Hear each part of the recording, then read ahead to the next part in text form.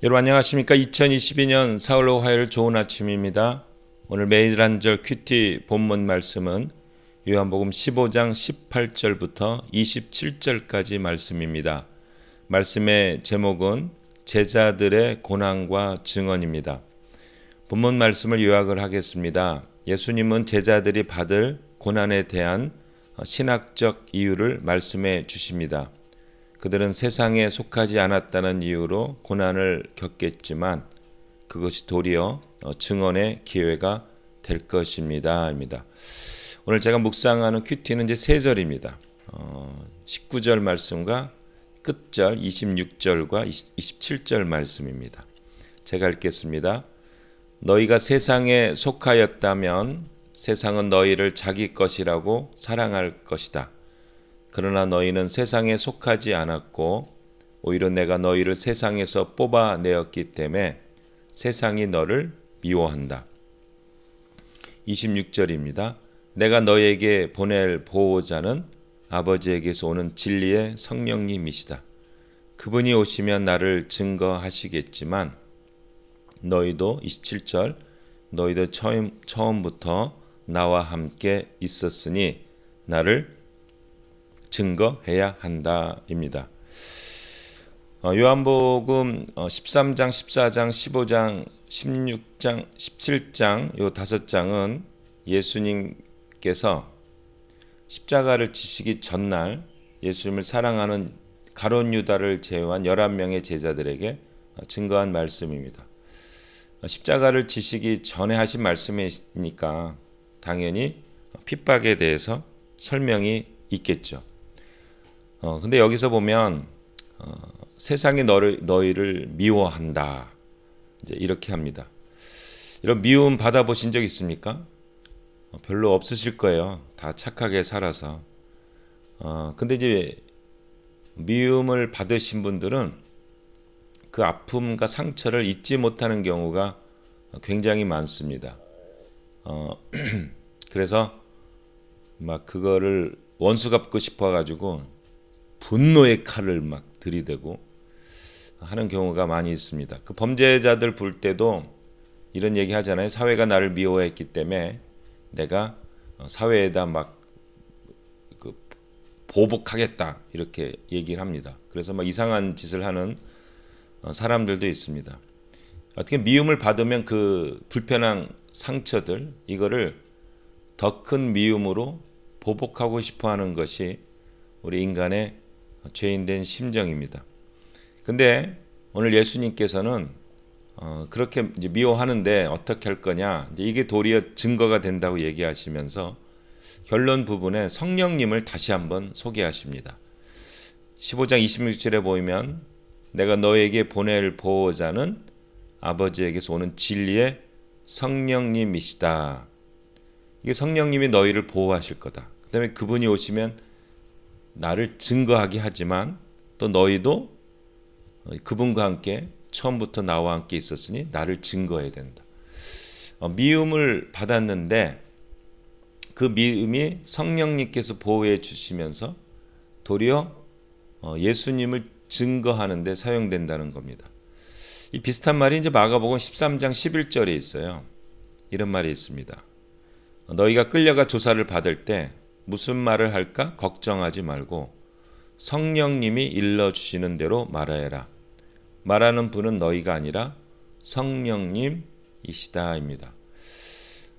성령님께서 우리에게 임재하시고 우리를 동의하시고 우리를 절대로 그와 같이 내버려 두지 아니하고 함께 하심을 통해서 내 감정대로 내 의지대로 행동하는 것이 아니라 성령님이 원하시는 대로 행동을 합니다. 그게 어떤 행동입니까? 예수님을 증거하는 행동이죠.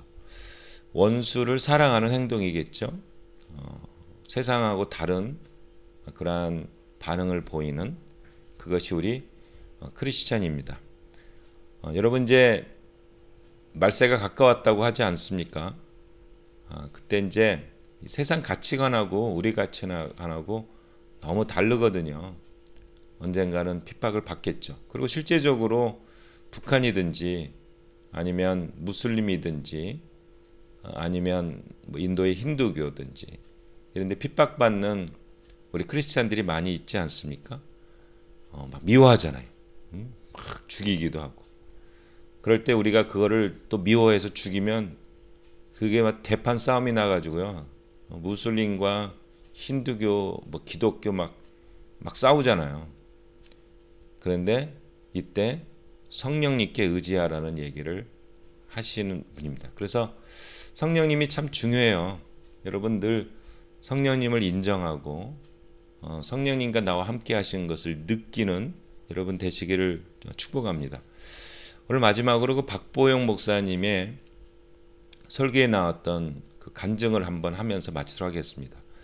박보영 목사님이 이제 남해에 이렇게 조그만 시골 교회에서 어촌교회죠. 이제 이렇게 그 부흥회를 가셨는데 거기 나이 드신 결혼하지 않은 두 자매가 결혼을 했는지 하여튼 두 자매가 살고 있었대요. 할머니죠, 할머니. 근데 이분들이 이제 6.25 때 당했던 그 경험을 이야기하는 겁니다. 그 공산당이 이제 남해 쪽에 쳐들어와 가지고 이제 교회 믿는 사람들 다 데리고 온 거예요. 그래서 이렇게 했답니다.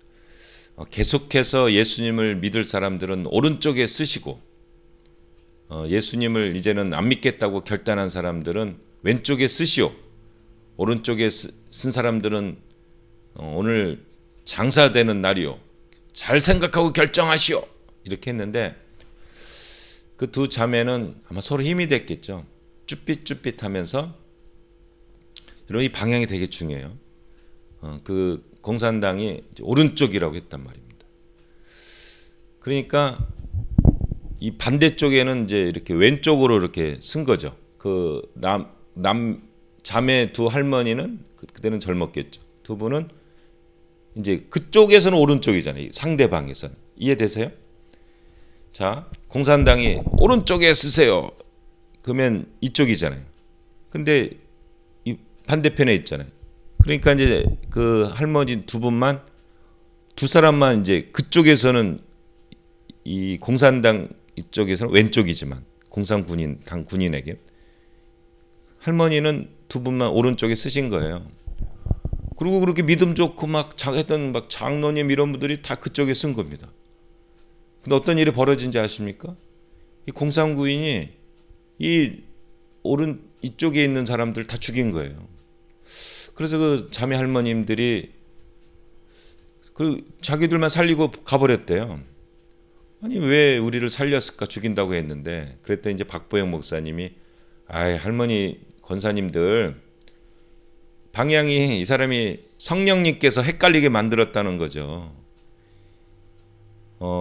이 사람이 오른쪽에 설 때는 그 반대편을 생각 못하고 당연히 할머니하고 마을 사람들은 이쪽을 썼죠. 이게 오른쪽이니까 이쪽. 근데 이게 공산당 그 군인한테는 이게 왼쪽이잖아요. 그리고 오른쪽에 많은 사람이 쓴 거예요. 그러니까 이제 공산주는 이 크리스찬들은 다 이 순교를 강구하나 보다 많은 사람. 그래서 이쪽에 썼다는 거죠. 이게. 그래서 이 두 분 자매 할머님들은 살아났다고 합니다. 이게 아주 기본적인 초등학교 1학년 상식을 벗어나는 그래서 살아났다는 얘기합니다. 여러분 조사를 받을 때 무슨 말 할까 걱정하지 말고 성령님이 일러주시는 대로 말하여라. 말하는 분은 너희가 아니라 성령님이십니다. 우리가 혹시 순교 당하더라도 우리는 하늘나라 가지 않습니까? 늘 성령님께 의지하여 승리하는 여러분 되시기를 예수님의 이름으로 축복합니다. 아멘.